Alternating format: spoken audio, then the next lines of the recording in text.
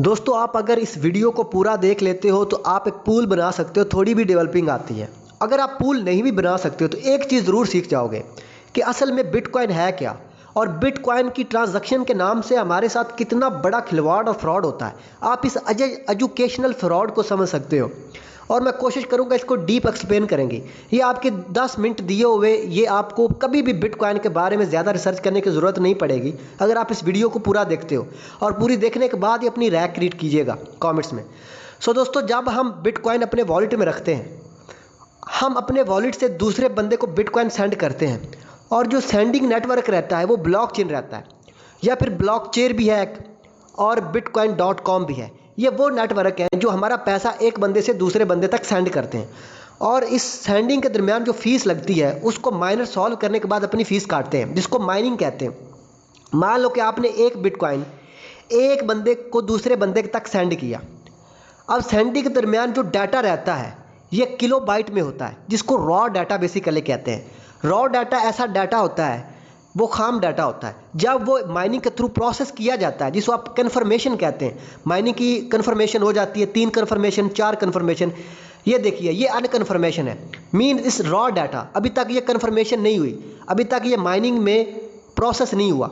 जब raw data process होता है वो इन्फॉर्मेशन बनती है, और इन्फॉर्मेशन कॉल्ड ट्रांजैक्शन, जिसे आप ट्रांजैक्शन हैश आईडी कहते हो। अब दोस्तों क्या होता है कि जब काफ़ी पूल जो होते हैं, मान लो कि एक ब्लॉक में, और जब ट्रांजैक्शन सॉल्व होती है तो वो एक ब्लॉक बनता है, मतलब ब्लॉक में लगभग 10 मिलियन 12 मिलियन ट्रांजैक्शन सॉल्व होती हैं, और एक ब्लॉक का जो साइज़ होता है वो 1 MB होता है, और इसके अंदर millions of bytes data save होता है, और जिसकी वो फीस लेता है। मान लो कि एक ब्लॉक की जो फीस रहेगी वो लगभग 5,000 या $8,000 हो सकती है, एक ब्लॉक की फ़ीस। अब क्या होता है कि मान लो, अब क्या होता है कि काफ़ी नेटवर्क ऐसे हैं कि वो जानबूझकर उसका साइज़ बढ़ा देते हैं, जिसकी वजह से उसकी फ़ीस ज़्यादा लगेगी। मैं आपको समझाता हूँ। यहाँ पर दोस्तों ये ऐसी ट्रांजैक्शन है जो अभी तक सॉल्व ही नहीं हुई। मतलब आप देखिएगा कि ये ऐसी ट्रांजैक्शन है, असल में ये बहुत डीप नॉलेज आप लोगों को जल्दी समझ नहीं है। ये ऐसी ट्रांजैक्शन है जो अभी तक सॉल्व नहीं हुई फीस के कारण। मान लो कि इस पर आप क्लिक करते हो तो ये बोलेगा कि ये bitcoin.com का है। ये बोलेगा कि अगर आप इस ट्रांजैक्शन को सॉल्व करवाना चाहते हो तो हमें पैसे दो, हम अलग से आपकी ट्रांजैक्शन सॉल्व करेंगे। मान लो कि आप बिटकॉइन सेंड करते हो तो उसका जो वॉल्यूम ऑफ साइज़ होता है वो जानबूझकर कुछ ऐसे पूल बढ़ा देते हैं, और वो ट्रांजैक्शन कभी सॉल्व ही नहीं होती। अब मैं ऐसी ट्रांजैक्शन आपको बता देता हूँ जो कि 3-3 4-4 महीने से पड़ी हुई हैं। उसमें $30 का बिटकॉइन सेंड हुआ है और $40 की वो फीस मांग रहे।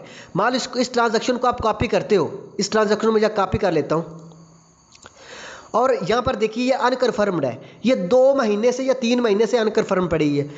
यहाँ पर लिखा हो एक्सेलरेटर। मान लो अगर आप ट्रांजैक्शन अपनी एक्सेलरेशन करना चाहते हो तो आप फीस दो। मैं इस पर एक्सेलेशन पे क्लिक करूँगा। अब ये क्या करेगा, मुझसे फीस मांगेगा। आप देख रहे हैं किस लेवल का, ये बोल रहा है कि $175 फीस दो, तभी हम इसकी ट्रांजैक्शन सॉल्व करेंगे। लेकिन अगर आप ब्लॉकचेन देखोगे, ब्लॉकचेन में ऐसा नहीं है, क्योंकि ब्लॉकचेन एक रियल नेटवर्क है, और जो दूसरे नेटवर्क होते हैं ये जानबूझकर उस डाटे का, उस ट्रांजैक्शन का वॉल्यूम बढ़ा देते हैं, जिसको कोई माइनर सॉल्व नहीं करता क्योंकि उसकी फ़ीस कम होती है। और जब वो स्कैंडल आता है ट्रांजैक्शन में तो वो क्या करते हैं कि माइनर उसको सॉल्व नहीं करते क्योंकि उसकी फ़ीस कम होती है, तो ये जानबूझकर उसका वॉल्यूम बढ़ा देते हैं और फीस कम कर देते हैं। वो ट्रांजैक्शन उसी नेटवर्क पर पड़ी रहती है, और वो बंदा जिसका वो बिटकॉइन होता है वो बेचारा चला जाता है मैसेज करके। और ये फिर क्या करते हैं, या तो उस ट्रांजैक्शन को डिकम्पोलाइज कर देते हैं, और वो ट्रांजैक्शन दोबारा इनके पास वापस आ जाती है, और इनको बिलियंस ऑफ जो बिटकॉइन उसका वो बच जाता है। या फिर ये क्या करते हैं कि जब वो उसका वॉलेट ब्लॉक हो जाता है तो देन भी वो रिवर्स इनके पास आता है। तीसरी रीज़न, जब ये ट्रांजैक्शन सॉल्व नहीं करते तो अगर वो व्यक्ति का 2 बिटकॉइन या 3 बिटकॉइन, तो उसकी जो फीस लेंगे वो आप सोच भी नहीं सकते, $700-800 लेंगे। और ये क्या करते हैं कि ये डायरेक्ट मेमो पूल पर लगा देंगे। मेमो पूल एक ऐसा पूल है जो कि मान लो कि इस ट्रांजैक्शन को जिसको कॉपी किया है, इसको मैं यहाँ पेस्ट करता हूँ, ठीक है। अब इसकी फ़ीस जो लगी है वो सिर्फ $0.02 लगी है, और इसका जो डाटा है, फी डाटा है, वो 60 है, ठीक है। लेकिन ये फ़ीस बहुत कम है, इसने जानबूझकर इतनी फ़ीस रखी है।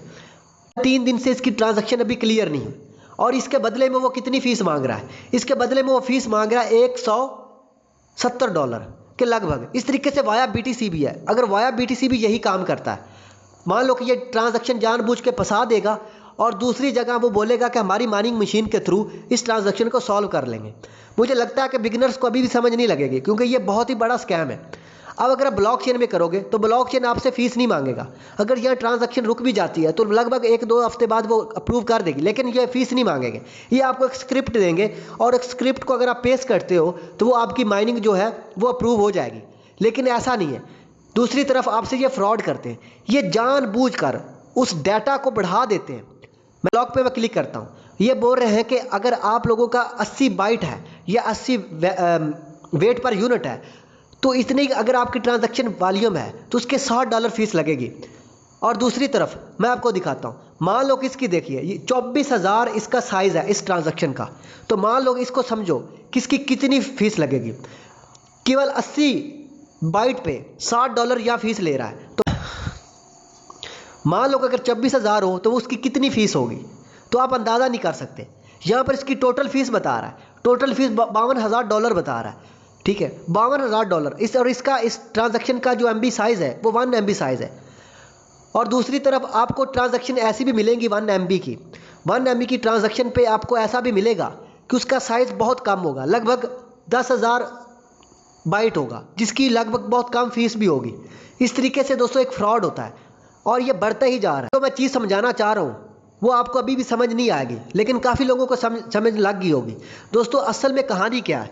कहानी कुछ यूँ है कि जब आप किसी बंदे को बिटकॉइन सेंड करते हो तो सेंडिंग के दरमियान जो आपका वॉल्यूम साइज़ रहता है उसी की फ़ीस लगती है। मान लो कि अगर आप एक बिटकॉइन सेंड करते हो तो उसकी एक फ़ीस होती है जिसको डाटा फ़ीस कहते हैं। और ये डाटा फ़ीस उसका पूल तय करता है कि हमने कितनी फ़ीस लेनी है माइनिंग के लिए। और दूसरी तरफ कुछ ऐसे फेक पूल होते हैं या ऐसे पूल जो प्राइवेट पूल होते हैं, वो अपने हिसाब से फ़ीस तय करते हैं और जानबूझ वो ट्रांजैक्शन फंसा देते हैं और उसका वॉल्यूम बढ़ा देते हैं। मैं आपको एक एग्जांपल देता हूँ। आप मान लो कि एक टन सोना है या 1 टन लोहा है। आप चाहते हो कि ये लोहा किसी गाड़ी पे आपने किसी दूसरे सिटी पहुँचाना है, तो आप किसी ट्रक वाले के पास जाते हो, आप कहते हो कि 1 टन सोना है या 1 टन लोहा है, मैंने ये फलां कंट्री या सिटी पहुंचाना है, तो आप कितने पैसे लोगे? अगर तो वो रियल बंदा है या वाकई में एक मार्केटर है तो वो बोलेगा कि मुझे 10,000 रुपया चाहिए। अगर वो फेक है या स्कैमर है तो वो उसके बदले में कहेगा कि इतना वज़न है, इस वज़न के बदले मुझे इतना पैसा चाहिए, और जानबूझ के रास्ते में वो कहेगा कि मेरी गाड़ी ख़राब हो गई है और उसके बदले में वो अलग से आपसे पैसे चार्ज करेगा। तो यही है, ये बहुत बड़ा फ्रॉड करते हैं और इस माइनिंग के नाम पे एक बहुत बड़ा फ्रॉड हो रहा है जिसको आपको समझने की बड़ी ज़रूरत है। दोस्तों इसी तरीके से माइनिंग पूल में ये वेट क्लियर किया जाता है और उसके बदले में ये फ़ीस, ट्रांजैक्शन फ़ीस कलेक्ट की जाती है और ये बहुत बड़ा स्कैम है। और कई आल्ट कॉइन में ऐसा हो रहा है। मान लो कि आप जिस वॉलेट में आपका पैसा रहा है, अगर तो वो bitcoin.com यूज़ करता है, मान लो bitcoin.com यूज़ करता है और आपने उसकी फ़ीस कम सेट कर दी, तो आपका पैसा फंस जाएगा और ऐसा फंसेगा कि 3-4 महीने निकलेगा नहीं। अगर वो टोटली फंस गया बिटकॉइन, तो फिर आप सोचो भी ना कि आपका पैसा वापस आएगा। तो इसी मैं ये आपको ज़रूर कहूँगा कि जब भी आप किसी वॉलेट में पैसा रखो तो सेंडिंग नेटवर्क ज़रूर देख लो कि वो किस थ्रू आपका बिटकॉइन दूसरे व्यक्ति तक पहुँचा रहा है। जो ले जाने वाली बस है, जो ले जाने वाली चीज़ है, मान लो कि आप वो चीज़ सेंड कर रहे हो तो आपको, जैसा कि मैंने पहले कहा कि आप किसी चीज़ को सेंड कर रहे हो या लोहा सेंड कर रहे हो किसी गाड़ी पे, तो सबसे पहले आपने ये देखना है कि जो गाड़ी मेरी चीज़ को लेके जा रही है क्या वो रियल है, क्या वो फेक तो नहीं है, क्या वो मेरा सामान लेकर भाग तो नहीं जाएगी, क्या वो ड्रामाबाजी तो नहीं करेगी।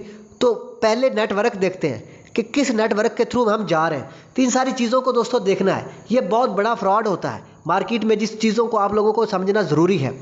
तो मुझे लगता है कि आप लोगों को बहुत ही समझ लग गई होगी। अगर नहीं लगी तो इस पर मैं आप लोगों को ब्लैक बोर्ड पे इस माइनिंग स्ट्रक्चर को बहुत जल्द समझाऊंगा, तो कि आप लोगों को समझ लग गई होगी।